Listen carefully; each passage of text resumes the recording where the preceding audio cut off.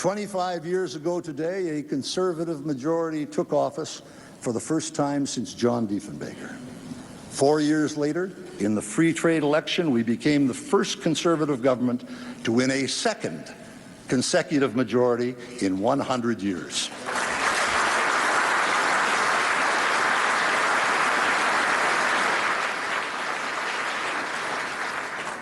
That night, a quarter century ago, the party that I grew up in, I attended the Progressive Conservative Leadership Convention that chose John Diefenbaker in December of 1956 when I was 16 years of age.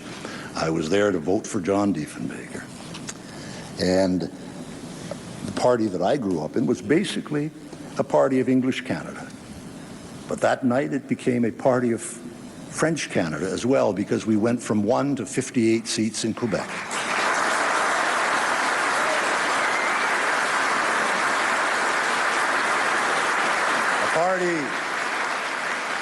A party of Western Canada also became a party of Eastern Canada.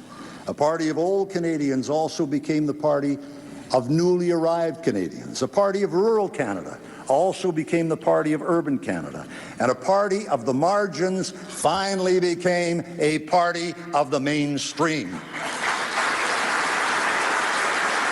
And that's why we won then.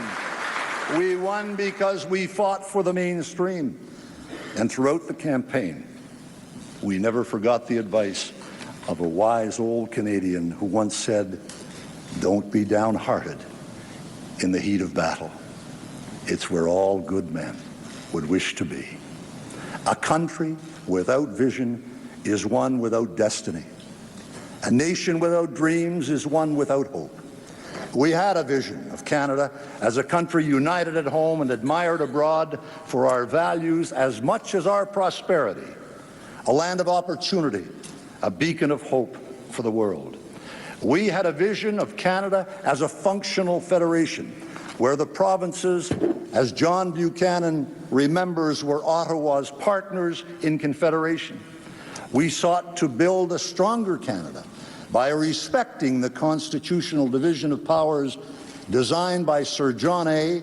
and the Founding Fathers, and by securing Quebec's signature on the Constitution, because Sir John A. would never have left Quebec out. Ever.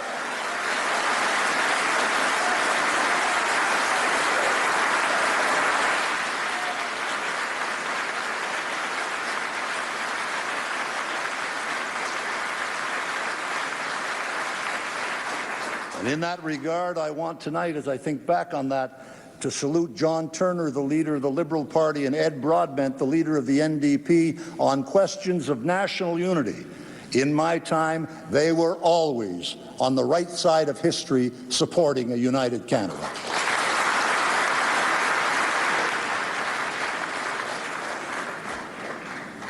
I was flipping through my morning copy of the Globe and Mail of February 28th, 1890.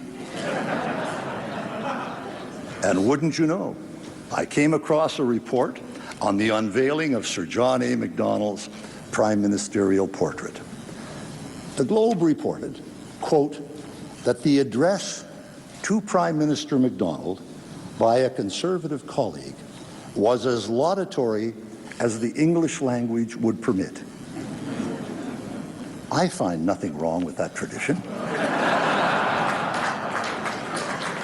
The Globe then observed that Sir John A., quote, told his admiring followers that he was the father of responsible government, that he was the joint father of confederation, and that the peace, progress, and prosperity of the entire country for the past quarter of a century was wholly and entirely due to the Conservative Party, unquote. And some of the media said I was guilty of hyperbole.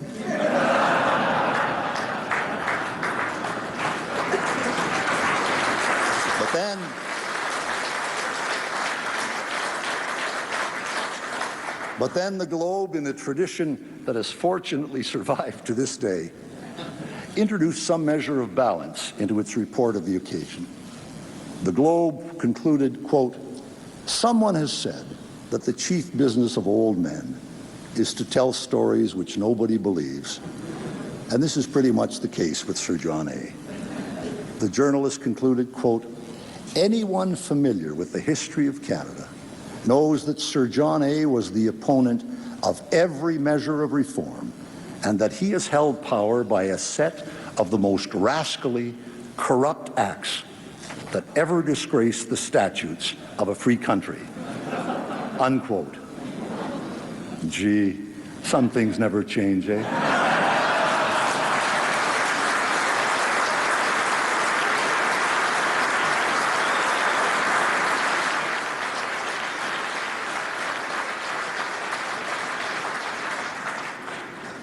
Sir John A. had his flaws and made his own mistakes, but he is universally recognized today as Canada's greatest Prime Minister by far.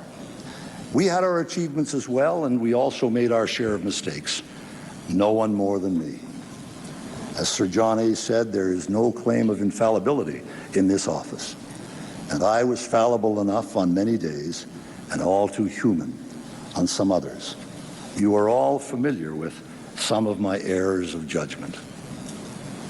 But in the words of the old English ballad, "I am wounded, but I am not slain. I'll lie me down and bleed a while, and then I'll rise and fight again."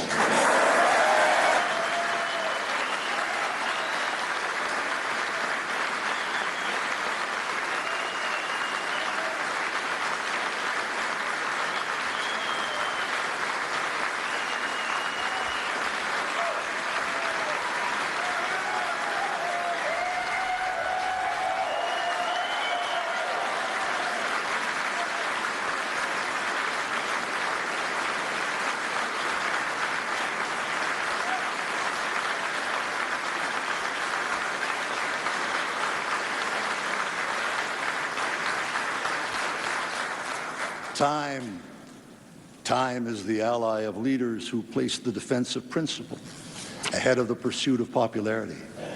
And history has little time for the marginal roles played by the carpers and complainers, and less for their opinions. History tends to focus on the builders, the deciders, the leaders, because they, like you, are the men and women who have shaped the destiny of their nations. Theodore Roosevelt had courageous leaders in mind when he spoke many years ago at La Sorbonne and uttered a few well-known lines that I have come to cherish because they reflect the universal reality of all of us and all of those in all political parties who serve in the trenches of politics. In fact, tonight, Senator Leo Colbert from the Liberal Party is here, and I want to welcome Leo because his fundraising kept the Liberal Party alive for years. So keep it up, Leo. Keep the Liberals alive, barely. But the words that apply to us all from Roosevelt were, "It's not the critic who counts, not the man who points out how the strong man stumbles or where the doer of deeds could have done better.